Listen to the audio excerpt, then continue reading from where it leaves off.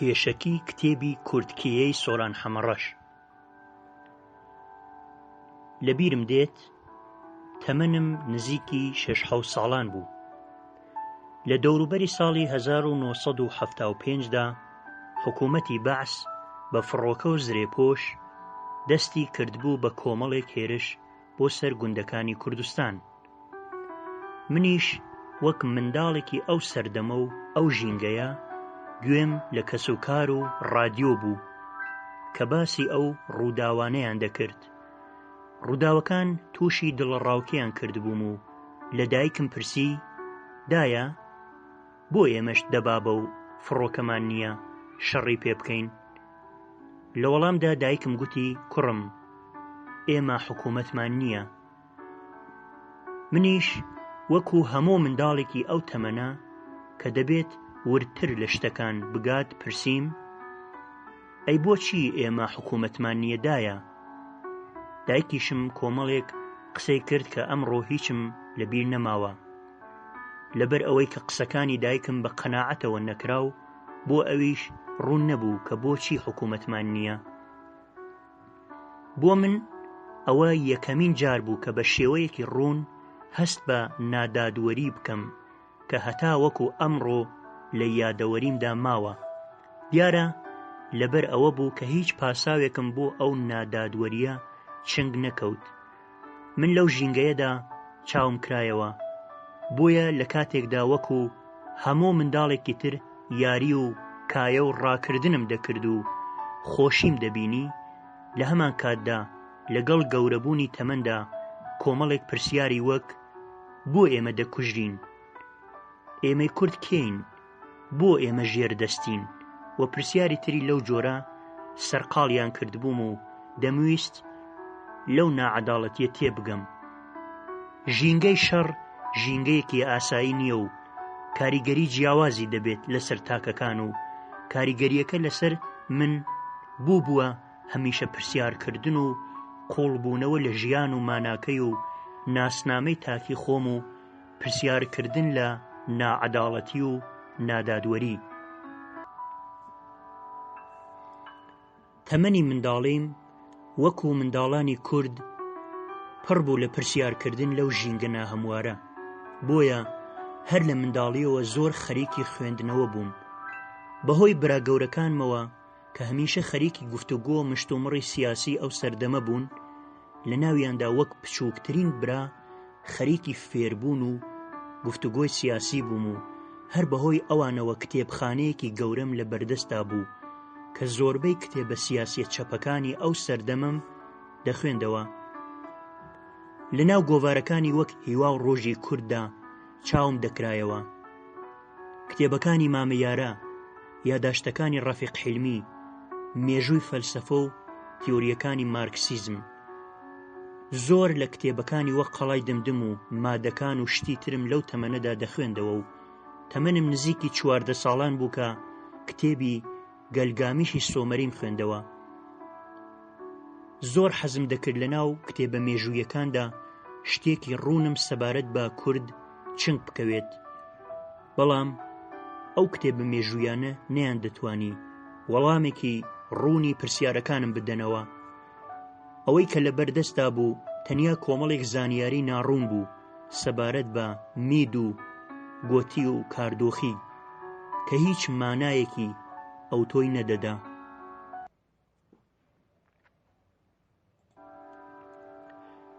لە ساڵی 1991 کوردستانم بەجێ هێشت و لە ساڵی 1992 لە بەریتانیا نیشتەجێ بووم. بەریتانیا دەرفەتێکی باش بوو بۆم لەبەر ئەوەی کە زۆر لە سەرچاوە مێژوویەکان بە زمانی ئینگلیزی نووسراون یان پێی تەرجمە کراون. بەو هۆیەوە توانیم زۆر لە کتێبە مێژوویەکان بخوێنمەوە. لە ڕاستیدا کە دەمخوێندەوە نیازی پرۆژەیەکی دیاریکراوم نەبوو، جگە لەو ئارەزووی کە لە منداڵیەوە پاڵنەرم بوو بۆ تێگەیشتن لە ڕابردووی کورد.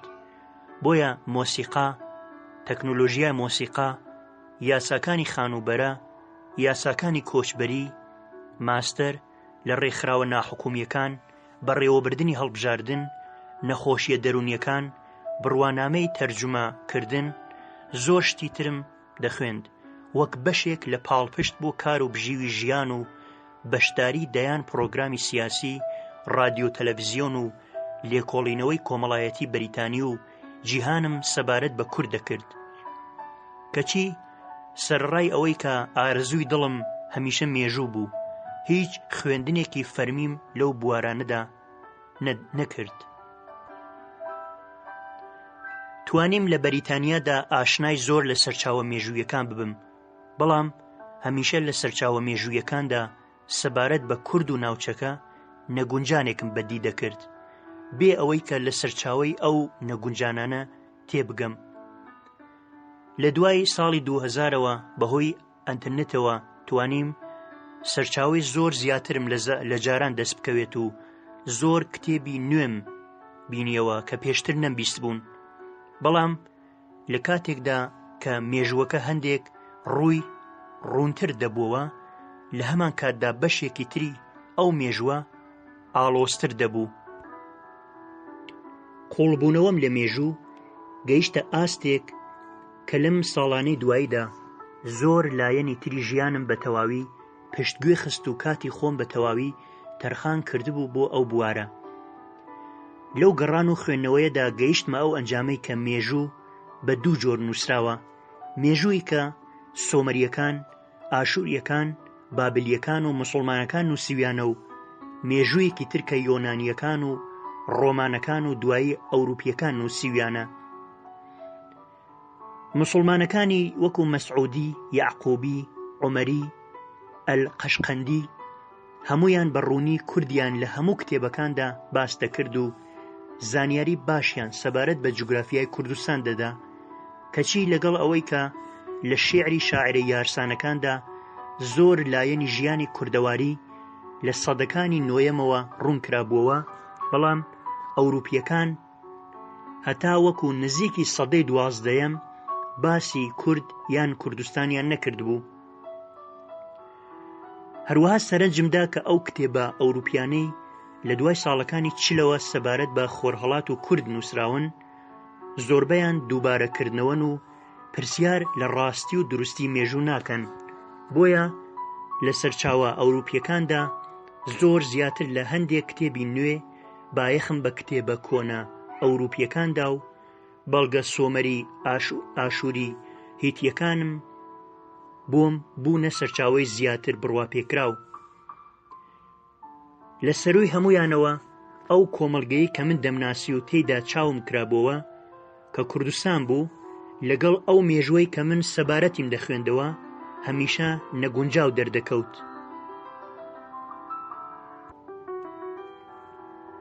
گومان هاوکارێکی گرنگم بوو لەم کارەمدا.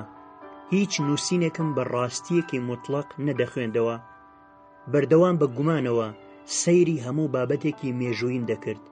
کە کاری مێژوونووسێکم دەخوێندەوە دەبوو بزانم کێ ئەو لە بنەچەدا خەڵکی کام وڵاتە و بۆ ئەو مێژووی نووسیوە، لەبەر ئەوەی زۆربەی جار ڕەچەڵەک و باری کۆمەڵایەتی و بۆچوونی سیاسی مێژوونووسەکان کاریگەریان لەسەر نووسینەکان هەیە. هەروەها لە شیکردنەوەی بابەتەکاندا هەوڵم دەدا خۆم بە دوور بگرم لە دەمارگیری و هیچ شتێکم بە هەند وەرنەدەگرت ئەگەر چەند بەڵگەیەک پاڵپشتی نەکردایە. خۆم بە هەر نەتەوە یان گروپێکەوە خەریک دەکرد، هەوڵم دەدا چەند بتوانم لە دێرینترین بنەچەیان تێبگەم و ڕێگەکەیان بدۆزمەوە. بۆ ئەوەی کە لە هەموو ڕووداوە مێژوویەکان تێبگەم، گەڕانەکەم بە تەنیا بە دوای کورددا نەبوو، بەڵکو هەوڵم دەدا تا ڕادەیەکی باش ئاشنای هەموو ئەو نەتەوە و ئاینانەی کە پەیوەندیان بە خۆرهەڵاتەوە هەیە ببم.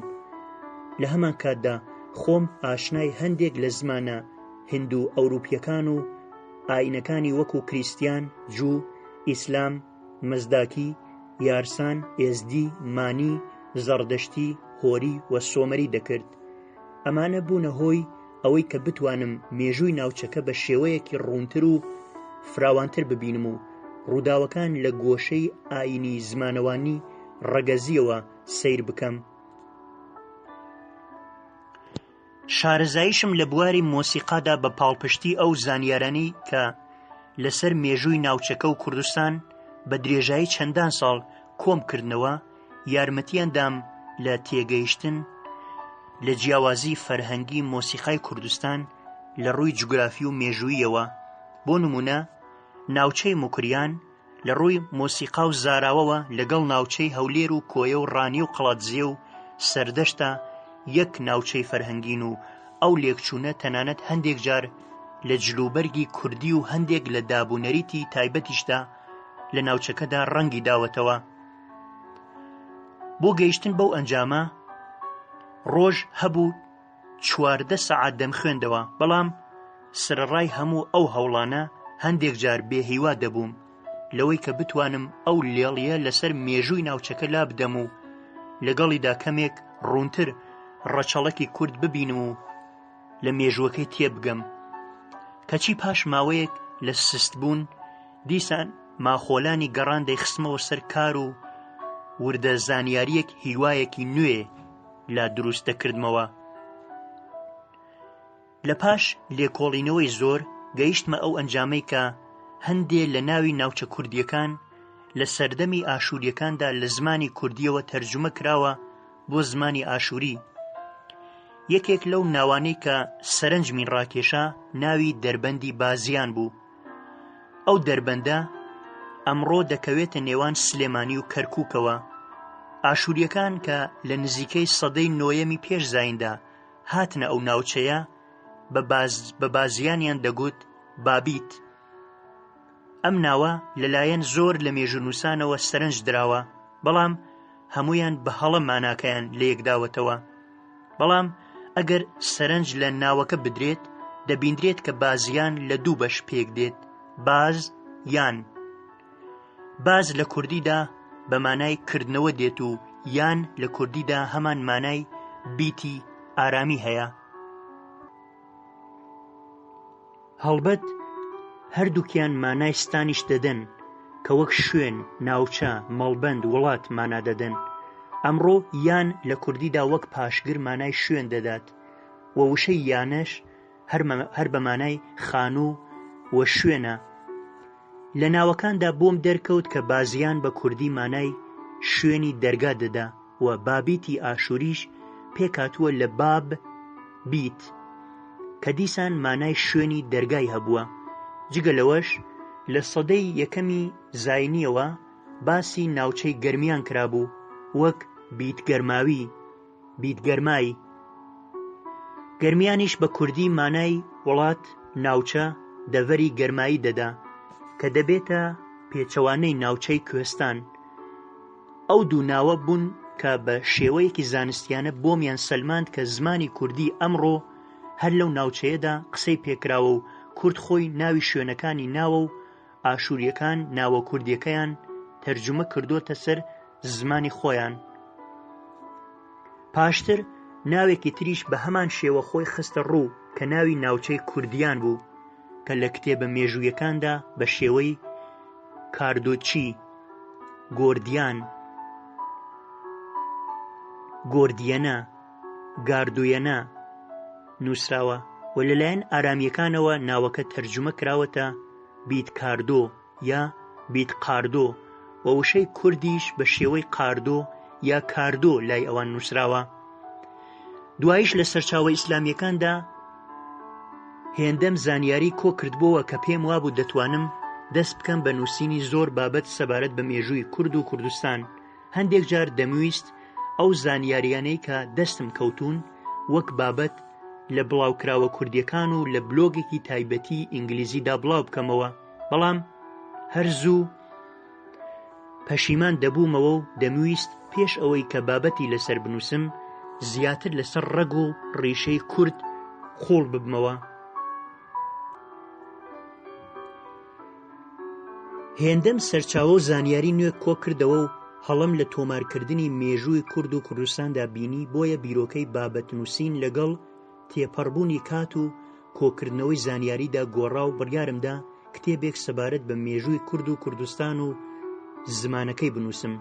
وردە وردە دەستم کرد بە نووسینی بابەتەکانم و لە کاتی داڕشتنی قۆناغی کۆتایی سەدەکانی پێش زایندا هەوڵم دەدا کە ناوچەکانی کوردستان لە 3 ناوچەی میدیا و هەزەبان و کوردیاندا بخەمە ڕوو. بابەتەکانم کردبوو بە بەشبەش و ویستم لە ناوچە و دەوڵەتی هەزەبانەوە دەست پێ بکەم. ئیتر دەستم کرد بە کۆکردنەوەی بابەت لەسەر هەزەبان کە دەستەڵاتیان لە ناوچەی هەولێری ئەمڕۆ بووە، بەڵام ئەو بەڵگە و سەرچاوانەی کە سەبارەت بە هەزەبانیەکان لە بەردەستدا بوون تەنیا لە سەدەی 4 پێش زاینەوە هەبوون. هەرچەندە ئەوە مێژوویەکی دێرین بوو، بەڵام دەمویست بزانم پێش ئەو سەردەمە ڕەگی هەزەبانیەکان لەکوێوە هاتووە. ئەمە یەکێ بوو لەو کێشانەی کە دەکەوتە ڕێگام. هەمیشە دەمویست کە لە ڕەگی هەموو شتێک بگەم. زۆر جاریش ئەوە ماندووی دەکردم، بەڵام لە هەمان کاتدا هاوکاری دەکردم کە باشتر لە شتەکان تێبگەم. لەو ماوەیەدا خاڵێک سەرنجمی ڕاکێشا، ئەوەی کە هەولێر کە سنتەری ناوچەی هەزەبان بووە لە مێژوودا لە ڕووی قسەکردنەوە وەک ناوچەکانی موکریان و کۆیە و ڕانیە و قەڵاتزیە قسە دەکەن و شێوەی گۆرانی فۆلکلۆری ئەو ناوچانەش هەر پەیوەندیان هەیە. بۆیە دیسان کەوتمەوە خوێندنەوە لەسەر نەتەوە کۆنەکانی ئەو ناوچەیە. نەتەوەیەکی وەک مانی لە ناوچەی موکریاندا باڵادەست بوون و پێش مادەکان ئەوان دەستەڵاتیان هەبووە و هەر ئەوانیش دوایی بوونە پێکاتێکی گرنگی دەوڵەتی میدەکان. هەوڵمدا زیاتر سەبارەتیان بزانم. ئیتر دەستم کرد بە خوێندنەوەی زیاتر و لێکدانەوەی ناوی پاشا و ناوچەکانیان. ڕۆژێک لە کاتی خوێندنەوەدا لەسەر مانیەکان چەند ناوێکم بینی کە زۆر سەرسامیان کردم. ئەم ناوانە بریتی بوون لە شوانە دۆڵ، سێوە، ئازا، سووریکەش، وەستا ڕێبەر.